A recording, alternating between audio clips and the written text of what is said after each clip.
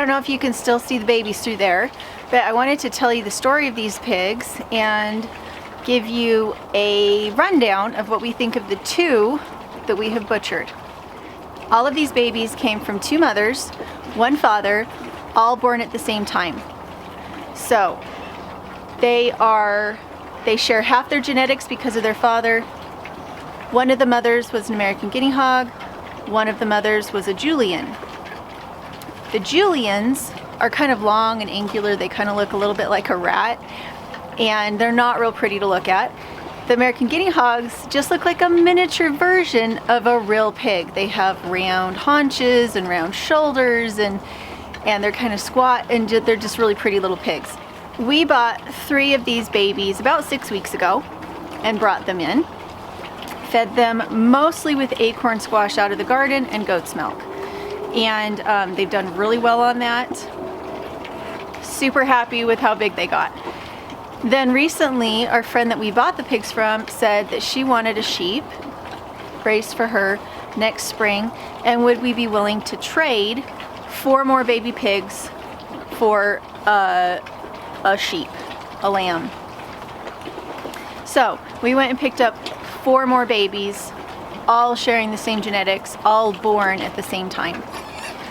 What we found was that the ones we'd already had that we'd been feeding on garden refuse and milk were almost 3 times the size of their siblings when they got here.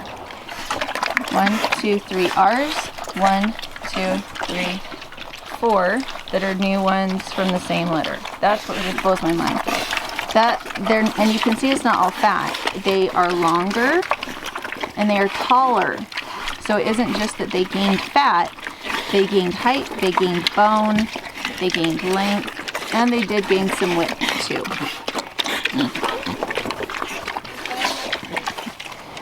So the nice thing about what we found is that our pigs that were 3 times the size weren't just fat. They actually were longer and taller, which means their bone structure was different.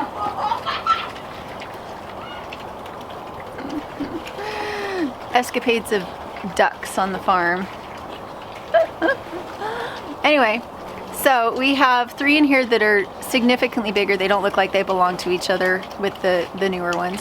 But I would bet that in 6 weeks the others will have caught up, that it won't be a big deal.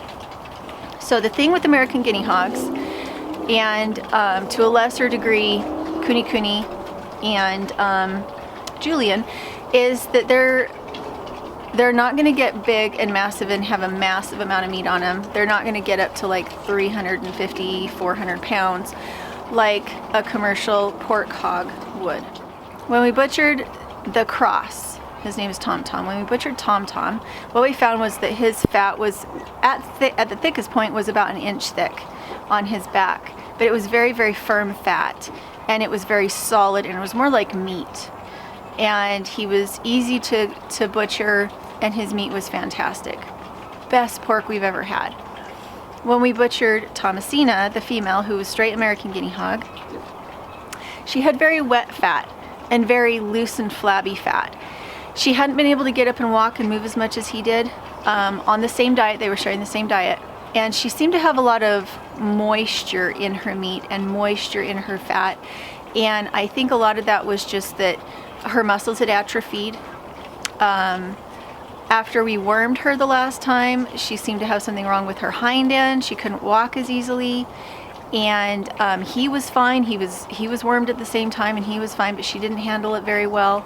So after we had the time that you have to wait after worming an animal, we waited an extra like 2 weeks after that, and she just never really recovered from that worming, is all we can figure, because she started having a problem with her leg the day after she was wormed. So we just found that the straight American guinea hog was not as carefree and easy to take care of, more of a headache, more worry, and then we felt like the meat didn't turn out as nice. Most people who've raised pigs before swore off of it because of how expensive it was to buy retail feed, which is why we switched to these guys. I can afford to breed these guys and always have them, always have more coming on, because I can feed them out of the scraps from my table. I can feed them out of my garden 100%. Granted, I do have goats that give us milk, and I do have a big garden, and I have an orchard and these kind of things. And we do cook from scratch. So we have a lot of peelings, potato peelings, greens, and that kind of thing that comes through the kitchen. But most people who live conventionally and don't have those resources still have a lot of food scraps. If I didn't have garden stuff for them, I would still be able to feed them just on food scraps every day. And I've got 7 babies under there. The equivalent generally is about half a cup for babies, half a cup of commercial feed in the morning, and half a cup at night to keep them from getting too fat. Again, I'm feeding them more right now because they're new to our property and the weather just turned really cold. I'm hoping you can see these guys. Maybe you can't. I do keep them under the deck. This whole thing used to be deck, and we took that down, and the extra lumber we turned into the smokehouse. So this is where we hang all of our meat, and we do it starting in like October, and we smoke and we salt, and this is how we do it. It didn't cost us anything. And then the pigs live underneath the deck, and that's to give them shade, but it also keeps them, when they're tiny, from being able to go in and out through fences and destroy things or get lost. So this little space is not a permanent home for a pig, but until they get a little bigger and they know this is home and they know our voices and they'll follow us with a bucket of food, until they're at that point, they live under the deck where it's safe and they can't get out and get hurt.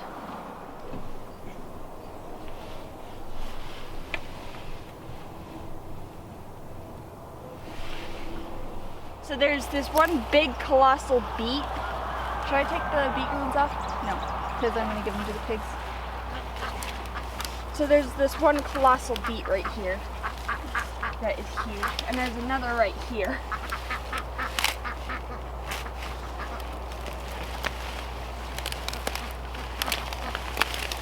Oh my god. Colossal. Whoa. It's heavy. Oh, and there's another one even bigger right here. Yeah.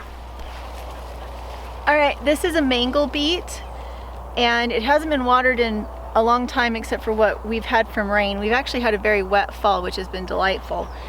So this guy kept growing even after we stopped watering, and it's been freezing most of the time at night. So what I do with these is I give these to the pigs, and then I cut them up and I dehydrate them for the goats, and every part is edible. The leaves are edible for us, the roots are edible for us, and then they're edible for everything else on the property. Now root crops like this I don't give to the rabbits because they've been in contact with soil and I don't want to give them parasites. But if I were to scrub them and peel them, I could give them to the rabbits too. They're high in sugar, so you have to kind of watch that. I think that our sow, our gilts that we butchered, we were giving them some pretty big amounts of beets, and I wonder if she got gout or maybe even diabetes from having too much sugar content in her food. So that's something to watch. Do your own research, but these are ours. We still have another 20-25 feet to go to keep harvesting these guys, so I'm gonna go take this into the baby pigs and also to the big pigs. Another thing that I'm currently doing is I'm spading over the Swiss chard bed and pulling it out by the roots. The pigs can eat the roots as well as the leaves. And mostly what I'm looking for is potatoes. I know I have 2 more rows of potatoes. Pretty sure it's this one and that one.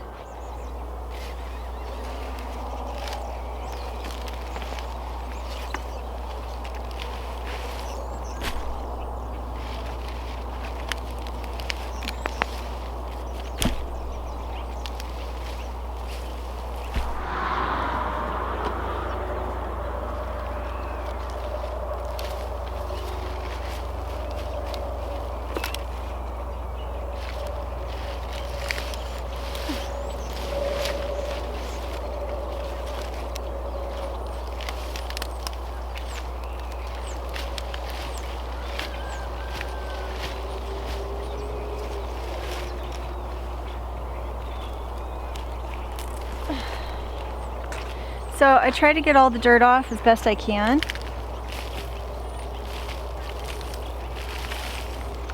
Dirt's not going to hurt a pig, but you can see there's some pretty good eating just even on the roots.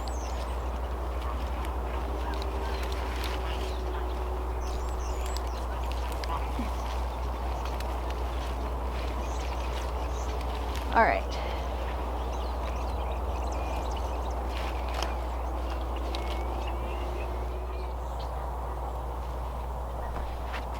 Okay, so from about a foot of row, I got all these beets.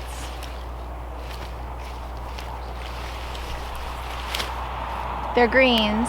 That was 1 foot in my beet row. This was about 1 foot in my Swiss chard row. That's a lot of food. I put my seeds in very, very heavily, and the reason for that was so I wouldn't have to weed the row. I had no weeds. I mean, you can see over here, I don't have any weeds in that row. I didn't have any weeds in the beet row, and that's because as soon as the row was clear after being tilled, I put in my seeds, and I put them in way thicker than I needed to. Way thicker than what my family would eat. But by doing that, it means at the end of the season I have all this food left over. I didn't have to weed the row itself because it came in too thick. By the time the weeds came on, I had a row full of Swiss chard and a row full of beets. And so as long as we don't get too heavy of frost, these guys just keep growing. Same thing with the Swiss chard.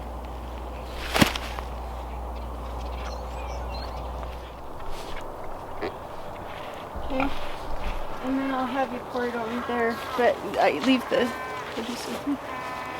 Leave the produce here, honey. I usually don't want to. Huh? I usually don't want to. I do in a second. I'm trying to get the peg in the shot. Pegs. No, no, no, no. I just got them in the shot. All right.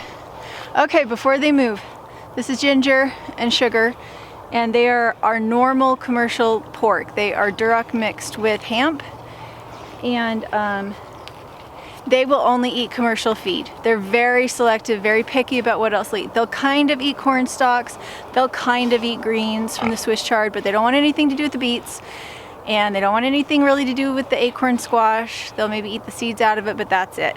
And little Miss Kyanite is like, I want Swiss chard. Can I have Swiss chard? Let's get her a clean one. The goats will eat the Swiss chard, but they're kind of picky about what constitutes like cleanliness. They don't want a lot of dirt on it. She's chomping at the bit. Do you want it? Is it too dirty for you? Oh. It's too dirty for you. She kind of wants it, but she's like, you got dirt on the leaves. That's not really my thing. I can call over Polly. Where is Melanie now?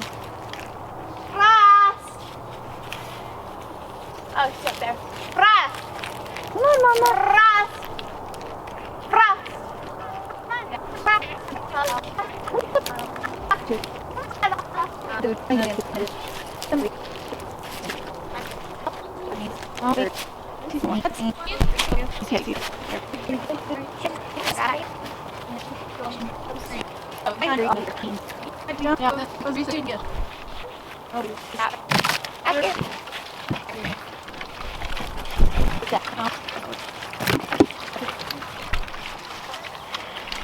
All right, so I wormed these guys yesterday.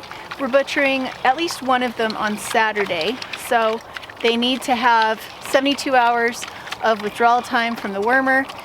But what's really cool about these pigs is they're really wide through their shoulders and through their hips. We really need to butcher them ASAP because the bigger they get, the harder they are for us to manage moving them. Above 200 pounds, and it's really, really tricky for us to move these pigs and be able to butcher them efficiently. So we do tie down their feeders. Their previous feeder over there is tied, and it's an upright barrel. This is their swimming pool that usually has water in it for summer to keep them cool, and it is tied down too. But currently it's just their food because their shoulders can't fit through their other feeder anymore. Their heads can fit through to get water, but not their shoulders to actually get into the back to get food.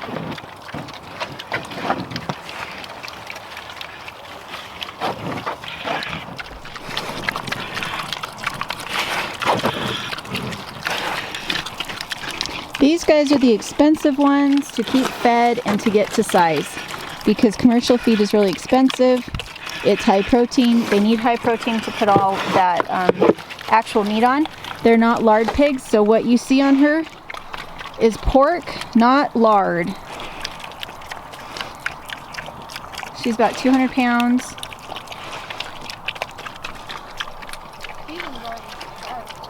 Yeah. So you know that white muscovy? Yeah. That new one that has the black logo? Uh-huh. You know how they're double the size?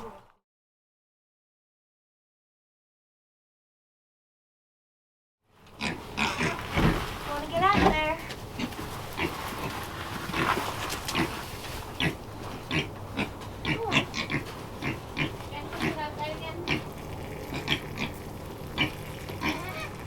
Okay, so this is our pig girl. She's the little pig raiser, our pig whisperer.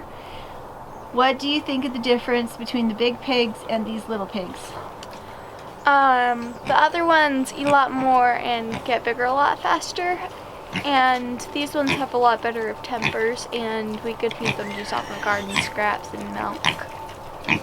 And do you feel like they're going to eat you at any second? No. The other ones do. The other ones try to eat you alive, don't they? Yeah, I'm not so sure about. Well, you taught him to jump up, so. I'll take them then. Okay, so they have alfalfa in their shelter and they pull it out. What we need to do today is get some sawdust in here. Usually, that's Auburn. Usually what we like to do is pull their poop out, go put it in the pig compost that's just for pig parts and pig poop, and then bring sawdust in here. Did you need me in here for any other reason? I'm going to have you go get a batch of sawdust for these guys because we're getting muddy. Okay, pick, pick, pick, pick.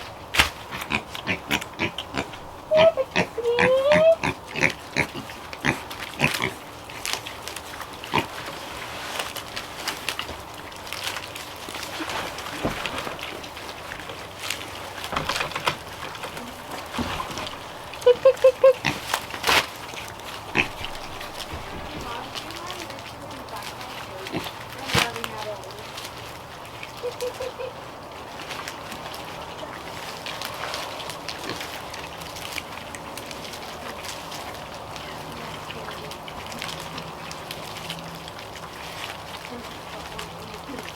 Alright, so I gave the pigs the little ones because it's easier for them to get their mouths around it. And I don't like to use the little ones for the dehydrating because I just get so much more bang for my buck. I'll help you hold that one. So something like this, that's really good for dehydrating. I can grate it. Can you see it?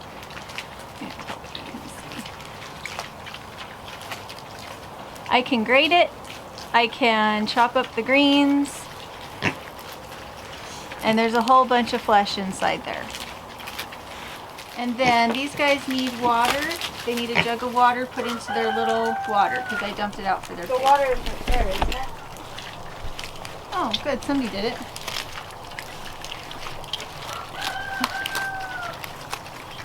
Yummy, yummy, yummy. The bigger black one will let you pet him Yeah. forever. He's like, ugh, like Thomasina. Those two itty bitty ones. I know. They're so much littler. They decided that I got to, actually originally she got to choose, but it somehow ended up on I got to choose. Yeah. And it was either whichever one was choosing got the cutest, the one with black on it, or the two orange ones. But I just chose the one orange one because it's the very most friendly. Here, I'll put you down. I think you want down. Wait, that's what I was trying to show him was the kitten. Huh. So come show him the little face.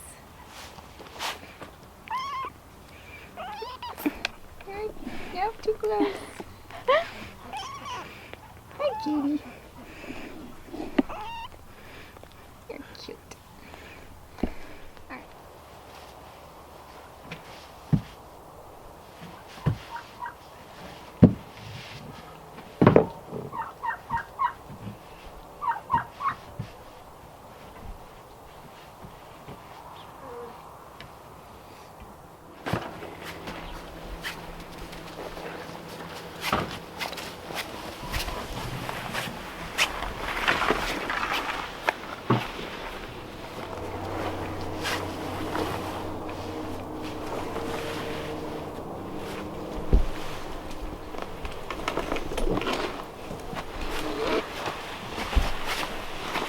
Do you want help dumping it?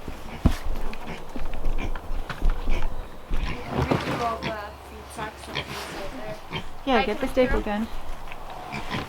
Okay.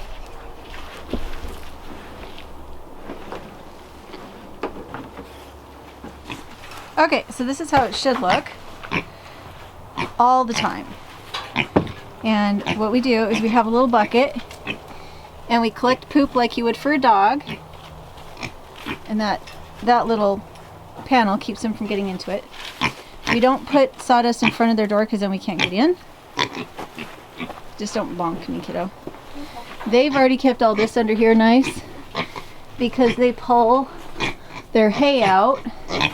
We put their hay in there and they pull it out for some reason and put it under here. We want them to be able to see outside, so that's why we have those panels missing. Are you trying to eat me? Are you trying to eat me? And there we go. A wasted space that isn't so wasted. Hi, pig. Now, this is their water repellent, waterproof shelter because there's slats in the deck that would let water down, and so they have to have this waterproof shelter under here on top of the deck. They couldn't make it down here with just the deck as shelter. This keeps them really nice and cool during the winter. Or sorry, this keeps them really nice and cool during the summer. And I don't know how bad we want to keep them here in the winter. It gets muddy. It gets really muddy. And that's a hog panel across that part of the deck that we don't want them in. We don't want them in there because it's hard for us to get in there. And we don't want to have to try and be cleaning things out under there. So we keep them under the part that we can actually get to easily.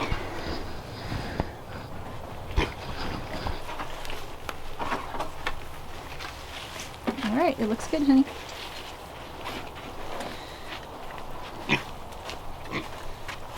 Okay, I'm going to put this on the other side, and then we just need to get That look good? one of those horse cleaning rakes.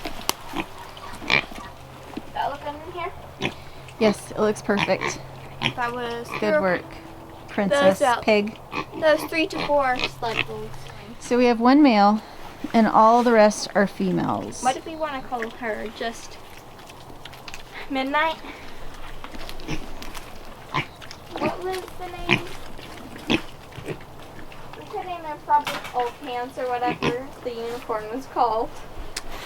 Because of the range of genetics that we have in here, we are just going to see if we can get the babies pregnant come spring, rather than worrying about the fact that they're half-brother, half-sister.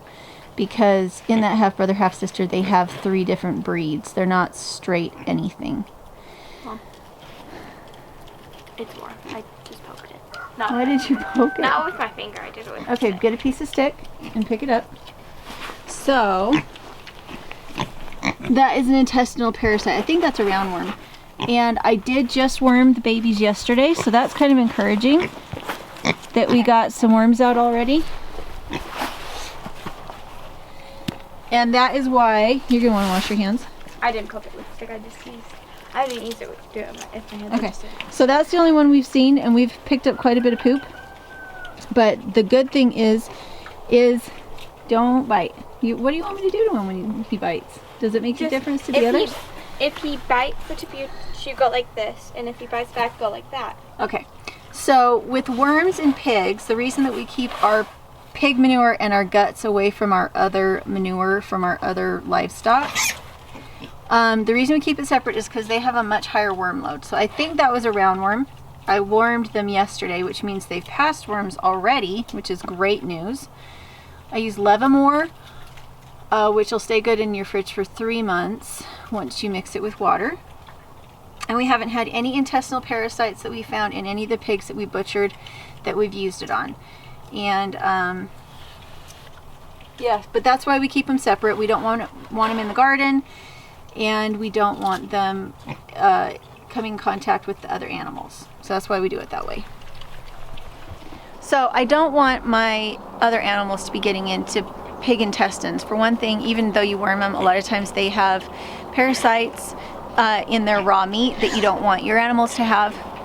And so what we do is we have special hotbeds in the front of the property that we put the guts into, and then we pile sawdust and straw on top of them to help them have no smell, and also to help them break down and turn into compost very quickly.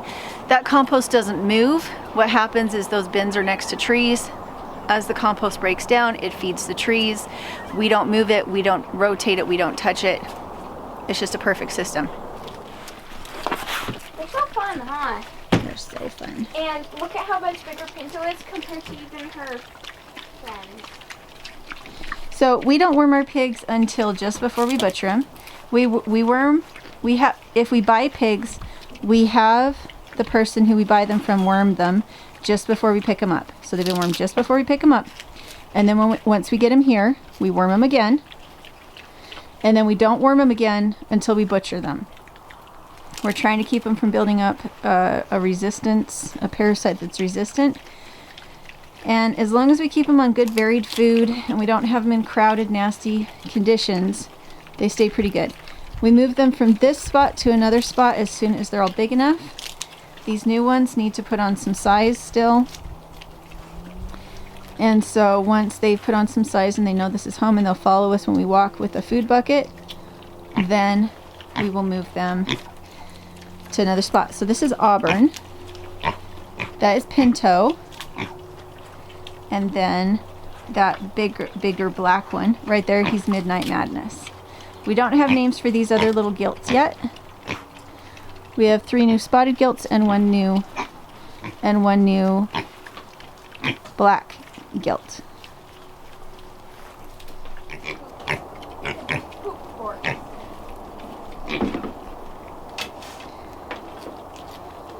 Mom, once I'm done grabbing everything, can I come out here and sit with them? Yeah. Huh? Yeah, as long as you're not rolling around in the manure. Thanks. I don't want to have to wash another set of coveralls. So I made hot mash for them. Did they like it? Yeah. One of them is standing in it Fun. to stay warm. I do not want it to get wet. Are they cold? Yeah, they are shivering. But So get them hot water instead of cold water. I got them hot water. That's why I Okay. call it hot mash. This is our back to Eden bed of strawberries. I planted like 6 strawberries in there in the spring, and now it's really taken over. The sunchokes are trying to die. We got strawberries and clover in that one. And then I cut back the living fence quite a bit. We have moved the rabbits to new hotbeds to recharge the manure in the hotbeds.